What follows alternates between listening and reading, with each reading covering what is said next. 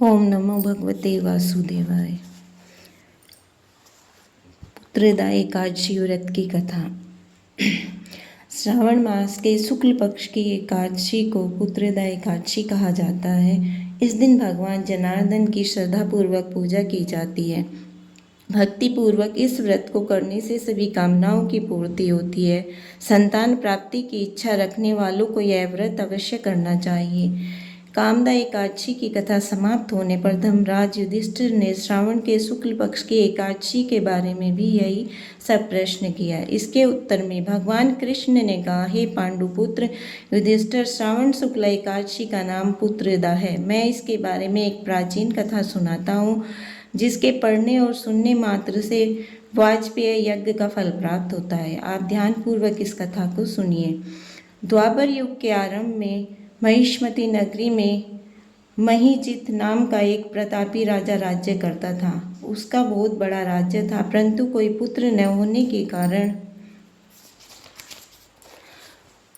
राजा महीजित को राज्य सुखदायक नहीं लगता था। पुत्र प्राप्ति के लिए राजा ने अनेक दान पुण्य यज्ञ हवन आदि उपाय किए, परंतु राजा को पुत्र की प्राप्ति नहीं हुई। वृद्धावस्था आती हुई देखकर राजा अपनी प्रजा के प्रतिनिधियों और विद्वान ब्राह्मणों को बुलाकर कहने लगा, हे प्रजाजनों, मैंने इस जन्म में तो कोई पाप नहीं किया। मेरे खजाने में अन्याय से उपार्जन किया हुआ धन नहीं है, और न ही मैंने कभी देव मंदिरों, सदग्रस्तों अथवा ब्राह्मणों का धन छीना है। किसी दूसरे की धरोहर भी मैंने कभी नहीं ली, और न ही प्रजा पर अन्यायपूर्ण कोई कर लगाया है। मैं प्रजा का पुत्र के समान पालन करता हूँ तथा ब्राह्मणों और सन्यासियों को भरपूर दान देता हूँ। यद्यपि न्याय की रक्षा के लिए मैं अपराधियों को दंड देता हूँ, परंतु कभी किसी से घृणा नहीं की, सबको समान माना है, सज्जनों की सदा पूजा करता रहा हूँ।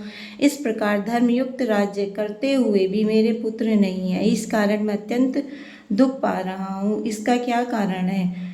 राजा महीजित की इस समस्या के निवारण हेतु प्रजा के प्रतिनिधि तथा मंत्रीगण वन में जाकर बड़े बड़े ऋषियों और मुनियों के दर्शन करते हुए किसी विद्वान तपस्वी की तलाश में लग गए।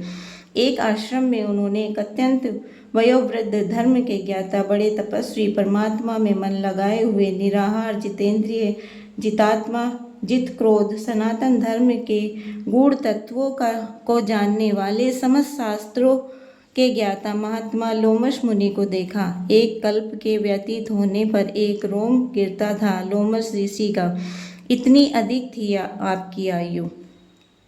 सबने जाकर लोमेश ऋषि को प्रणाम किया और उसके सामने बैठ गए। उन्हें देखकर ऋषि ने पूछा, आप लोग किस कारण से आए हैं?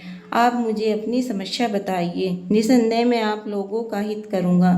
लोमश ऋषि के ऐसे वचन सुनकर सब लोग बोले, हे महर्षि, यद्यपि आप हमारी बात जानने में ब्रह्मा से भी अधिक समर्थ हैं, मगर फिर भी हम अपनी व्यथा कहते हैं। महिष्मतीपुरी का धर्मात्मा राजा महीजित प्रजा का पुत्र के समान पालन करता है, परंतु फिर भी वह पुत्रहीन है।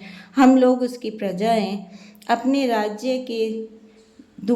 राजा के दुख से हम भी दुखी हैं। हमको पूर्ण विश्वास है कि आपके दर्शन से हमारा यह संकट अवश्य दूर हो जाएगा, क्योंकि महान पुरुषों के दर्शन मात्र से अनेक कष्ट दूर हो जाते हैं। आप कृपा करके राजा के पुत्र होने का उपाय बतलाएं। यह वार्ता सुनकर ऋषि लोमस ने थोड़ी देर के लिए अपने नेत्र बंद किए और राजा के पिछले जन्म का वृतांत ज्ञात कर लिया। लोमेश ऋषि ने स्नासिक्त वाणी से कहा, हे महानुभाव, आपका राजा पूर्व जन्म में एक निर्धन वेश्य था। निर्धन होने के कारण इसने अनेक बुरे कर्म किए। वह एक गांव से दूसरे गांव व्यापार करने के लिए जाया करता था। एक समय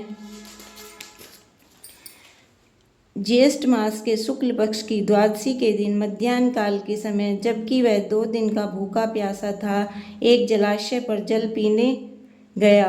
उस स्थान पर एक तत्काल ब्याई गो जल पी रही थी। राजा ने उस प्यासी गो को जल पीने से हटा दिया और स्वयं जल पीने लगा। इसी पाप के कारण राजा को निपुत्री होने का दुख सहना पड़ा।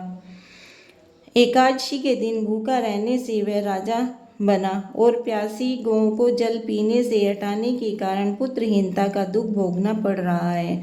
सब लोगों ने कहा, हे मुनिश्रेष्ठ, राजा के इस पाप के निवारण का कोई उपाय तो होगा ही।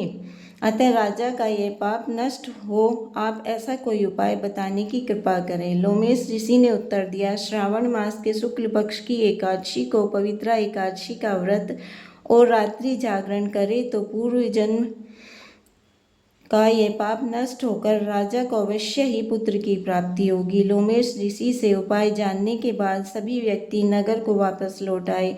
जब श्रावण शुक्ला एकादशी आई तो सबने मिलकर ऋषि की आज्ञा अनुसार राजा सहित पुत्रदा एकादशी का व्रत और जागरण किया। इसके पश्चात द्वादशी के दिन इसके पुण्य का फल राजा को दिया गया। उस पुण्य के प्रभाव से रानी ने गर्भ धारण किया और प्रसव काल समाप्त होने पर उसके एक बड़ा तेजस्वी पुत्र उत्पन्न हुआ। अंत में भगवान कृष्ण ने कहा, हे राजन, इस श्रावण शुक्ला एकादशी का नाम पुत्रदा एकादशी है।